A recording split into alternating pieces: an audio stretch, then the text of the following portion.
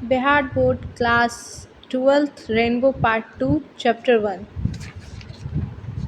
Approach Indian Civilization and Culture written by Mahatma Gandhi. Bharat का civilisation and culture, Bharat की सभ्यता और संस्कृति।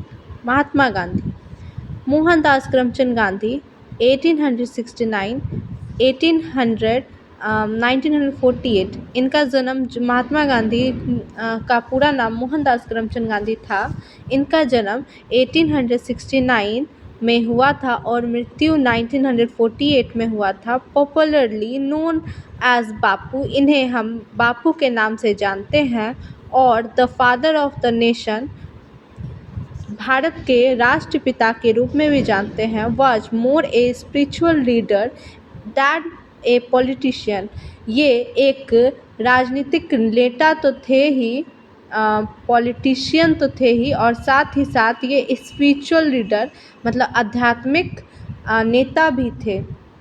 He successfully used truth and non-violence as the chief weapon against the British rule in India.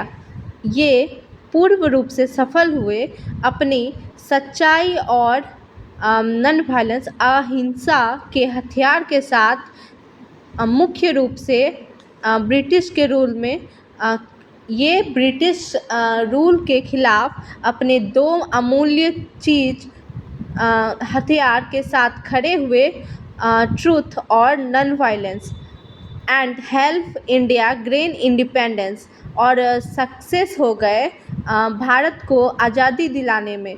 From 1915 till 1948 he completely dominated Indian politics. यह पूर्ण रूप से 1915 से लेके 1948 तक अपने आप को भारत के पॉलिटिक्स में समर्पित कर दिए। He died at the hand of A fantastic on 30 जुलाई 1948। इनकी जो मृत्यु हुई वह एक पंथद्रोही के हाथों 30 जनवरी 1948 में हुई। इन्हें गन के द्वारा शूट किया गया था।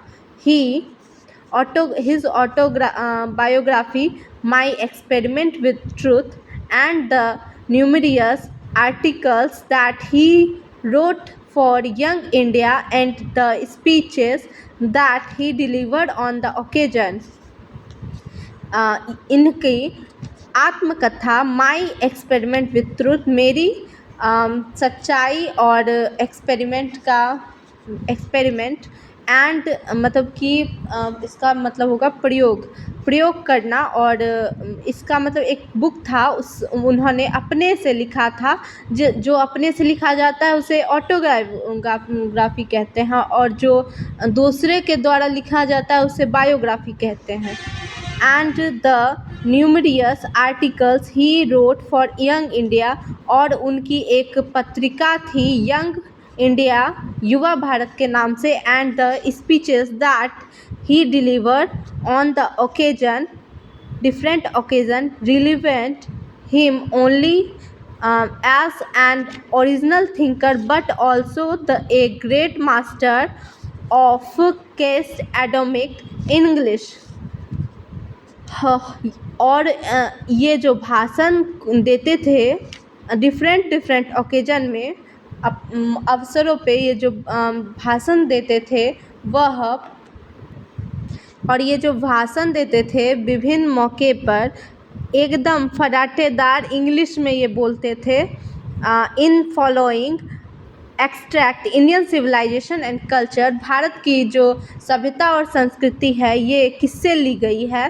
Gandhi ji talks about the sound foundation of India. Gandhi ji इस चैप्टर में इंडियन सिविलाइजेशन एंड कल्चर में बात कर रहे हैं। गांधी जी बात कर रहे हैं कि कैसे Indian civilization, which has successfully withstood the paces of time, the Western civilization, which has tended to privilege materiality, cannot match the Indian civilization that elevates the moral being. Gandhi ji इस चैप्टर में बात कर रहे हैं कि कैसे भारत का जो फाउंडेशन है, नींव रखा गया है, वह कैसे बहुत ज़्यादा अधिक महत्वपूर्ण है। और जो वेस्टर्न के कल्चर हैं, उनकी जो सभ्यता है वो मशीन की पुजारी है, और जो कि इंडिया के सिविलाइजेशन को मैच नहीं कर सकती है। तो यहाँ तक हो गया। अब ये क्वेश्चन है, what do you know about Gandhi ji? तुम गांधी जी के बारे में क्या जानते हो? तो ये यहाँ पे बहुत सारा उनके बारे में दिया गया है, इनसे ही देख के ये बनाना है, और अपने शब्दों में लिखना, बनाना नहीं है, मतलब कि मौखिक रूप का क्वेश्चन ये है। दूसरा है, what did Gandhi ji do for the famous in Bihar, farmers in Bihar? Gandhi ji ने किसानों के लिए क्या किया बिहार में? तीसरा है, what do you understand by civilisation and culture? Civilisation और कल्चर के बारे में तुम क्या जानते हो? भारत की संस्कृति और सभ्यता के बारे में तुम जो भी जानते हो इसके बारे में बताना कमेंट में। What do you holy spiritual tell us about universal human values?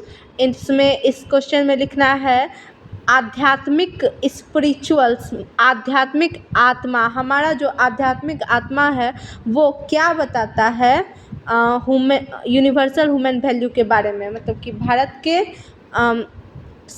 मनुष्य के वैल्यूज़ के बारे में। तो वेलकम बैक इन पार्ट 2। यहाँ तक ही एंड करते हैं इस चैप्टर का।